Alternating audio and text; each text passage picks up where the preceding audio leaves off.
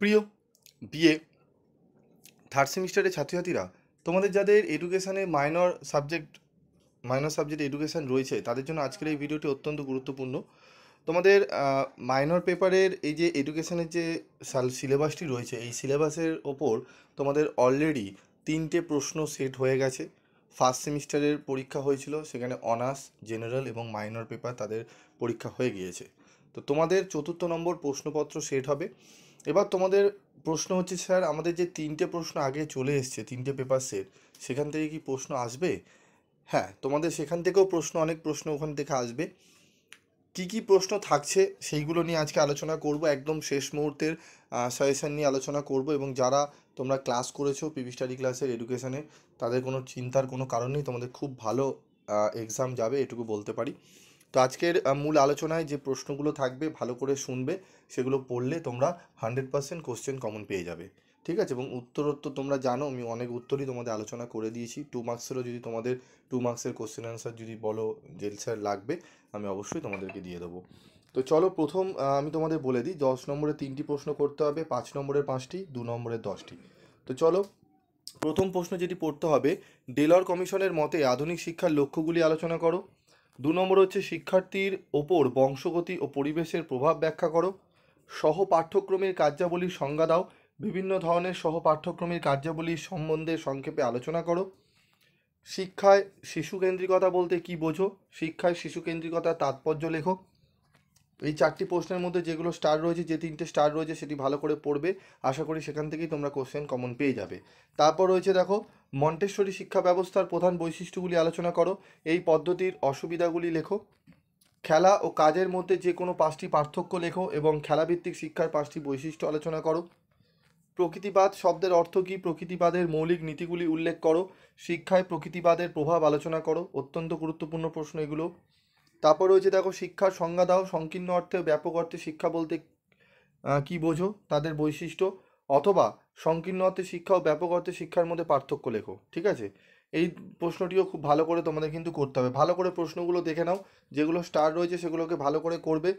তার সাথে তোমরা যেগুলো স্টার নেই, তোমাদের মাত্র আমি বাছাই করে 7টা প্রশ্ন এবং 8টা প্রশ্ন এখানে দেখতে পাচ্ছ। এই প্রথম 8টা প্রশ্ন যদি ভালো করে নিতে পারো, আশা করি এখান থেকেই তোমরা 3টে প্রশ্ন 10 নম্বরে কমন পেয়ে যাবে। তবুও স্টার মার্কগুলো আগে পড়বে, আগে রেডি করবে, ঠিক আছে? তারপর রয়েছে দেখো 9 নম্বর প্রশ্ন, প্রয়োগবাদ বলতে কী বোঝো? এর মূল নীতিগুলি লেখো। শিক্ষায় প্রয়োগবাদের প্রভাব আলোচনা করো, ঠিক আছে? এই প্রশ্নটিও অত্যন্ত গুরুত্বপূর্ণ। চলো, এর পরবর্তী প্রশ্নগুলো দেখে নেব, কী প্রশ্ন রয়েছে গুরুত্বপূর্ণ প্রশ্নের মধ্যে। রয়েছে 5 নম্বরের প্রশ্নের মধ্যে, শিক্ষার সংকীর্ণ ও ব্যাপক অর্থের মধ্যে পার্থক্য। বড় প্রশ্ন পড়লে এটি হয়ে যাবে। একজন আদর্শ শিক্ষকের গুণাবলী ও দায়িত্ব ব্যাখ্যা করো। একজন শিক্ষকের পেশাগত গুণাবলী সম্পর্কে আলোচনা করো। অত্যন্ত গুরুত্বপূর্ণ এই প্রশ্নগুলো, ঠিক আছে? তারপর রয়েছে দেখো, কিন্ডার গার্ডেন এবং মন্টেসরি পদ্ধতির মধ্যে প্রভেদ আলোচনা করো বা পার্থক্য আলোচনা করো। অত্যন্ত গুরুত্বপূর্ণ। 4 নম্বর প্রশ্ন, শিক্ষাক্ষেত্রে প্রয়োগবাদের প্রভাব সংক্ষেপে আলোচনা করো। বর্তমান শিক্ষা ব্যবস্থার বৌদ্ধ দর্শনের প্রাসঙ্গিকতা সম্পর্কে আলোচনা করো সংক্ষেপে, ঠিক আছে? অত্যন্ত গুরুত্বপূর্ণ এই প্রশ্নটিও। তারপর রয়েছে দেখো, বৌদ্ধ দর্শনে অষ্টাঙ্গিক যোগ বলতে কী বোঝো? এই প্রশ্নটিও গুরুত্বপূর্ণ। তারপর রয়েছে দেখো, প্রথাগত ও প্রথা বহির্ভূত শিক্ষার মধ্যে পার্থক্য, অথবা প্রথাগত ও অপ্রথাগত শিক্ষার মধ্যে যে কোনো 5টি পার্থক্য লেখো, ঠিক আছে?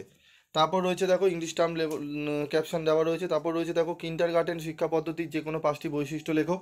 প্রকল্প পদ্ধতির যে কোনো 5টি বৈশিষ্ট্য লেখো।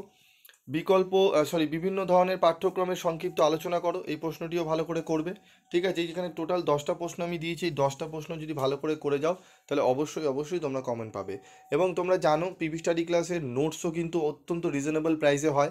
কিছু ছাগল রয়েছে ইউটিউবার, যারা আমার নামে একটু বলে বেড়ায় যে আমি কি করে কম দামের নোটস দিচ্ছি, সেগুলো ভালো নয়। অ্যাকচুয়ালি তারা 500-400 করে বিক্রি করছে, তারা তো কম দামে দেবে না, কারণ তাদের কমিশন বেসের ব্যাপার রয়েছে।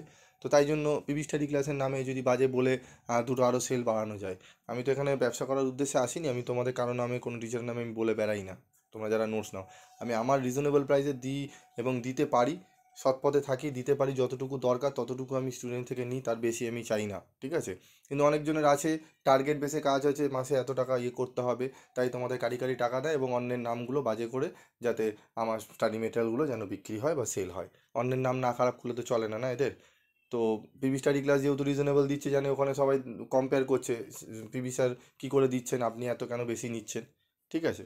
তো যাই হোক, তোমরা চোখ কান খোলা রাখবে, অবশ্যই তোমাদের আমি সাহায্য করে যাব। সে যে যাই বলুক, আমি তোমাদের পাশে আছি। তোমরা যদি পাশে থাকো, অত্যন্ত আমি আমি তোমাদের এইটুকু বলতে পারি, আমি অক্লান্ত পরিশ্রম করে তোমাদের জন্য চেষ্টা করব যতটা রিজনেবল প্রাইসে হয় তোমাদের সামনে বেস্ট অফ বেস্ট তোমাদের সামনে তুলে ধরা, যাতে তোমাদের বেস্ট রেজাল্টটা তোমরা করতে পারো। ঠিক আছে? তো 2 মার্কসের কোশ্চেনগুলো চলো দেখে নিই এবার। 2 মার্কসের কোশ্চেন রয়েছে, দেখে নাও। শিক্ষার সংকীর্ণ ব্যাপক অর্থের মধ্যে দুটি পার্থক্য লেখো। সাক্ষ্য দর্শনের প্রবক্তাকে। প্রয়োগবাদ অনুযায়ী শিক্ষার দুটি লক্ষ্য উল্লেখ করো। পাঠ্যক্রমের সংজ্ঞা দাও। প্রথা বহির্ভূত শিক্ষা কী? প্রথাগত শিক্ষার সংজ্ঞা দাও। বৌদ্ধ দর্শনের 4টি আর্য সত্যের নাম লেখো। প্রকৃতিবাদী দর্শনের জনককে। খেলাভিত্তিক শিক্ষা কী? ঠিক আছে, তারপর রয়েছে দেখো, সুশিক্ষকের দুটি কাজ লেখো। সংকীর্ণ অর্থে শিক্ষা বলতে কি বোঝো? প্রয়োগবাদের শিক্ষা পদ্ধতির দুটি বৈশিষ্ট্য লেখো। দুজন প্রয়োগবাদী দার্শনিকের নাম লেখো। সহ পাঠ্যক্রমিক কার্যাবলীর যে কোনো দুটি গুরুত্ব লেখো। প্রথা বহির্ভূত শিক্ষার দুটি বৈশিষ্ট্য লেখো। সাক্ষ্য দর্শন অনুযায়ী প্রকৃতি ও পুরুষ কি বলতে বোঝায়? ঠিক আছে, পুরুষ বলতে কি বোঝায় সেটি তোমরা একটু পড়ে নেবে। এখানে টোটাল 16 কোশ্চেন আমি এখানে রেখেছি, এই প্রশ্নগুলো একটু ভালো করে করে নিও। আশা করি তোমরা অনেকটাই উপকৃত হবে। আজকের মতো ভিডিওটি শেষ করছি, দেখা হচ্ছে পরবর্তী ভিডিওতে। সকলে ভালো থেকো, সুস্থ থেকো।